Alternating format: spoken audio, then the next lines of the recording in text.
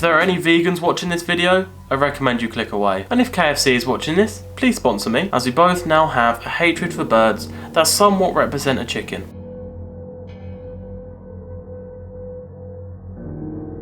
So there I was one sunny Monday morning, just got on the A10 heading south on my way to college. I'd just gotten back into the left lane after overtaking a lorry and had just set my cruise control to 70 miles per hour. And then this rolled into my lane. And in case you can't tell what happened from that dashcam footage, let me explain. At this moment in time I was looking at my speed, so I could correctly set my cruise control without pissing off my black box. Of course I knew that there were no cars in front of me, and from my peripheral vision I could tell if a car did go in front of me. So, you know, there was no danger there. But I wouldn't have realised something as small as a pheasant, for example. And once I looked up, back at the road, I noticed something that resembled a chicken, standing right in front of me in the centre of my lane. He was acting like he wanted to replace my bonnet emblem with his beak. And of course at this stage, I've realised that even if he tries, he's not going to have any chance of flying away. Didn't stop him trying though.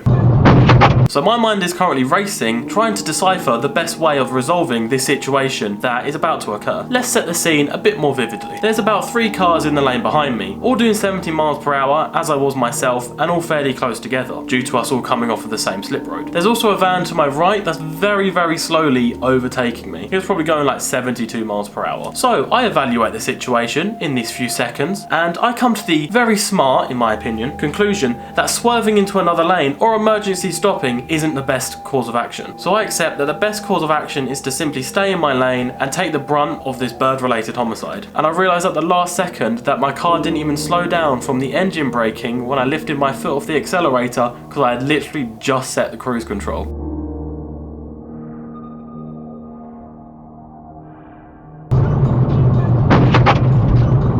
Fucking hell! Oh my days! So the inevitable happened and I hit the poor animal.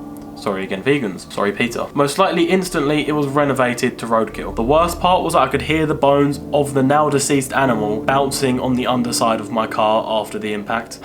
So after I'd come to the realisation of my part in this animal's suicide. Fucking hell! Oh my days!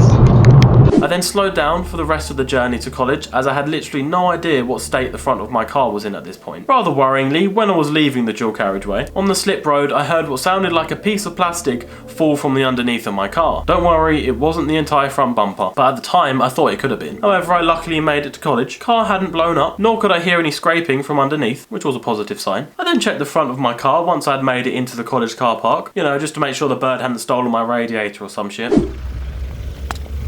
I mean, that there's half popped out again, but it's just a bit dented really. There's no blood either, although, yeah, that there's cracked, actually. Yeah, that there's cracked, but yeah. Oh fuck, that's loose. Alright, well apart from that, it's all good.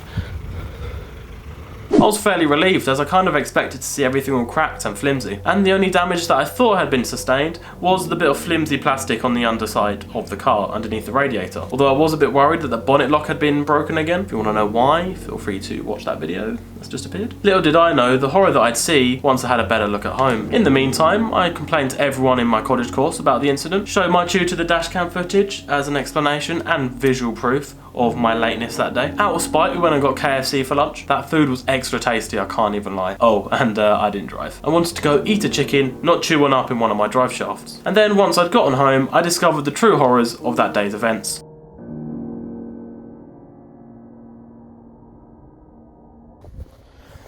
So, what can we see? Yeah, so look at this all the way. This is part of it as well. This is the sump guard, and it's cracked here, and it should join up to there. So it's only protecting the underneath of the radiator, but still, it's very delicate. And I mean, that there is technically the sump. It's not really a sump guard. It's technically a gearbox because it's a front wheel drive car, but you know what I mean. And that there is the feather that's been left behind.